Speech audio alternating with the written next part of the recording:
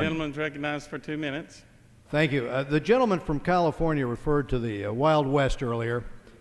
No two institutions better fit that description than the government-sponsored enterprises Fannie Mae and Freddie Mac. Over the years, some of us pleaded for additional regulation.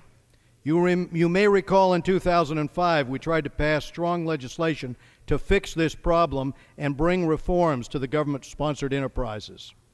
I brought an amendment to this floor to give their regulator the ability to rein in their mortgage portfolios that were spiraling out of control. The Federal Reserve came to us and said, these institutions at the heart of the U.S. mortgage market pose a systemic threat to our economy. That is why I offered my amendment, which was defeated, as were others, that would have provided stronger regulation.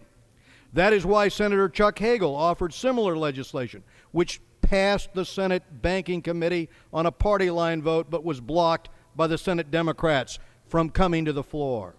We understood the risk posed by those government-backed companies, especially when it came to the affordable housing goals the Democratic-controlled Congress mandated in 1992. Those affordable housing goals led the GSEs into the subprime and Alt-A market, and they ultimately led to their collapse. Former President Bill Clinton understands this epic blunder. Last September, the former president said in an interview, "I think the responsibility that the Democrats have may rest more in resisting any efforts by Republicans in the Congress or by me when I was president to put some standards and tighten up a little on Fannie Mae and Freddie Mac." This is one of the main reasons why our economy is where it is today, and this is why we must reform the GSEs, which this bill does not do. Instead, this bill creates a perpetual bailout fund and ensures the too big to fail doctrine is with us indefinitely. For the first time in its history, Washington will officially become the center of our financial system. Regulators will be able to rescue certain companies. I'd ask for an additional minute. Mr. Chairman. Gentleman from Alabama is recognized.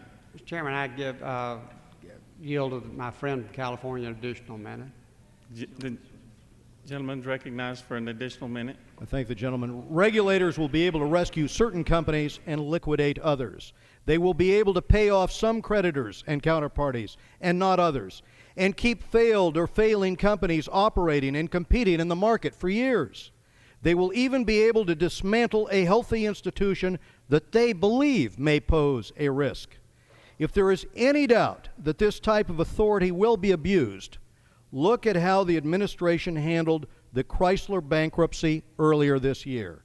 It was their desire to do away with the clearly defined rules of the road found in the bankruptcy code in order to reward their political allies. Those rules of the road that were so easily dismissed by the administration have acted as the bedrock of our capital markets for decades. They differentiate us from much of the world and serve to attract capital from all the corners of the globe.